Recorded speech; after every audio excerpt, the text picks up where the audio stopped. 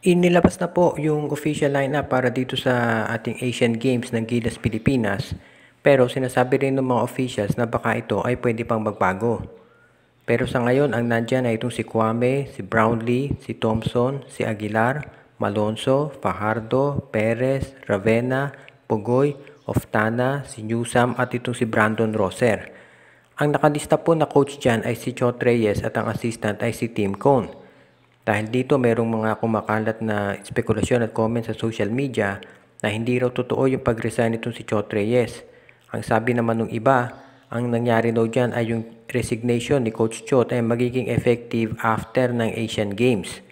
Wala pang official statement ng SBP pero sa tingin ko ang nangyari dito, parang placeholder lamang yung pangalan ni Chot Reyes dyan at ni Tim Cone. Dahil baka sa araw na ito mismo o baka kinabukasan o sa mga susunod pang araw, ay maglabas na ng pangalan ng panibagong coach para sa Gilas Pilipinas. Ang mga pinagpipilian daw kabilang dyan si Tab Baldwin, si Raiko Turoman, itong si Nenad Vucinic, si Charles Chu at si Norman Black.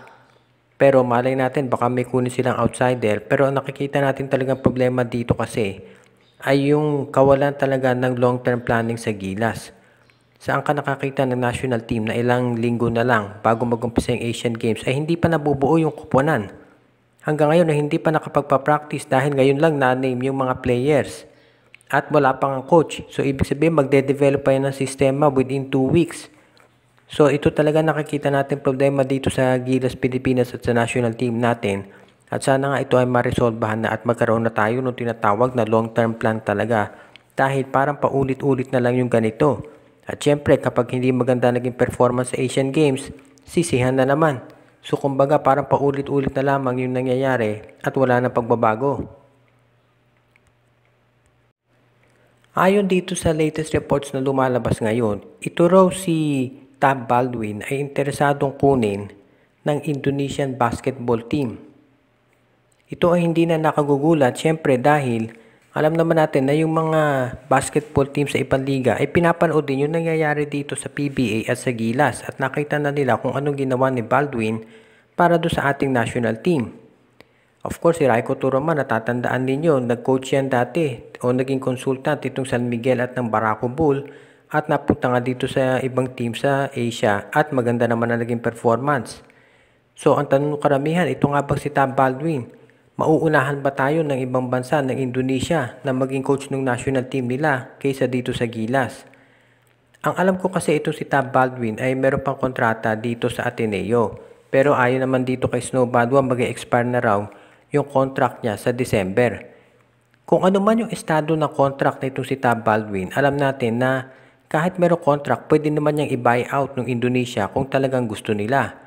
At syempre, of course, alam natin si Kiefer Ravena may kontrata dito yan sa NLEX Road Warriors pero pinabayaan nila na maglaro na sa Japan dahil yung nakagustuhan. At sa tingin ko kung ito si Tab Baldwin ay gustong tanggapin yung offer ng Indonesia, hindi na rin naman niya syempre pipigilan ng SBP dahil kumbaga bakit mo pipilitin si Baldwin na mag-coach dito kung ang gusto naman niya ay doon sa Indonesia. So sa tingin ko lang, hindi pa sigurado to syempre dahil ito ay offer pa lang. Pero sa tingin ko, sayang kung mawawala ito si Tab Baldwin dahil katulad nga nasabi ng karamihan, maganda kung ito si Baldwin ang maging coach ng Gilas dahil kahit papaano ay napatunayan na siya nung siya ang humahawak nito at marami nga ang nagulat nung siya ay naalis sa pwesto. Well, kinakailangan abangan na lang natin kung anong maging susunod na kabanata kung tatanggapin nga ni Tab Baldwin itong offer na nanggagaling sa Indonesia. Medyo hindi magandang balita ito. Dahil of course alam na nga natin yung problema ng Gilas pagdating sa preparasyon at coaching at players.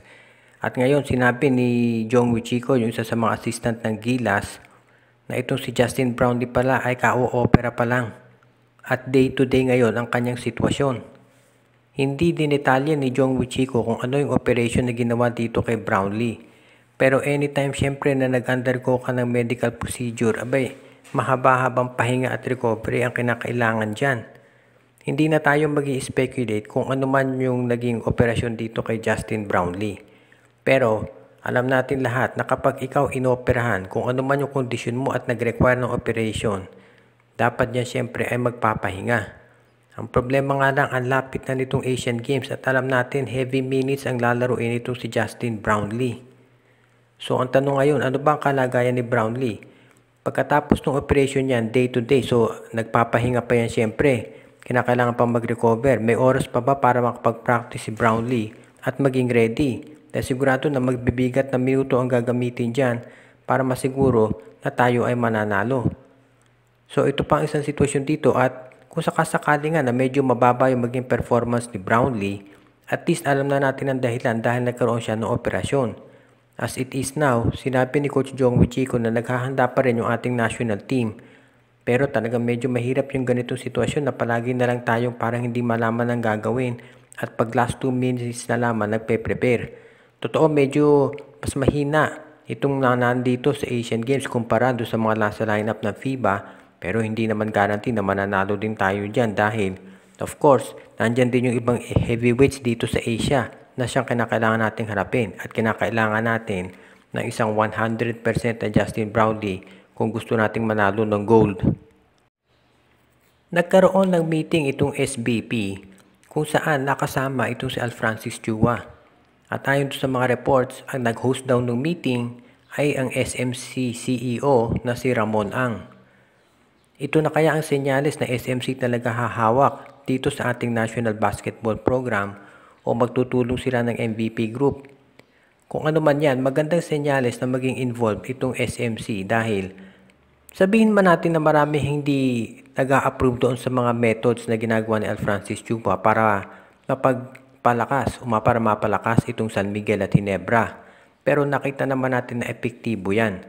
And syempre, naging epektibo rin yung ginawa nilang pagtulong dito sa mga NCAA teams na binabakapan ng SMC. Actually, maski sa volleyball, ganun din. Ganun pa man, kung marami ang tumututol dito sa style ni Alfrancis Chua pagdating sa PBA, wala naman sigurong tututol kung magagawa na rin niya ng paraan para mapalakas itong national team natin. Dahil syempre, of course, kung ikaw si Alfrancis Chua, ayaw mo na mag-fail ka kung ikaw ang ilalagay na maging overall leader pagdating dito sa ating Gilas program. Kung sakali mang hawakan ng SMC, itong ating Gilas Pilipinas, asahan natin, of course, unang-una yung mga SMC players palagi magiging available.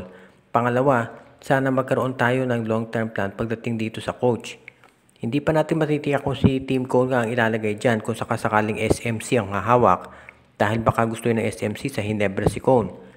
And of course, alam natin si Team Cone mismo sinabi ayaw niya dyan sa Gilas kung aalis si Chot Reyes. So tignan natin kung sino kukunin nila, baka foreign coach ang kunin. Basta ang importante dito para sa akin at sa marami na ring fans, kinakailangan magtulong na ang SMC, MVP at yung SBP para masigurado ang success nitong ating national team, hindi lang sa Asian Games, kundi pati na rin dito sa FIBA.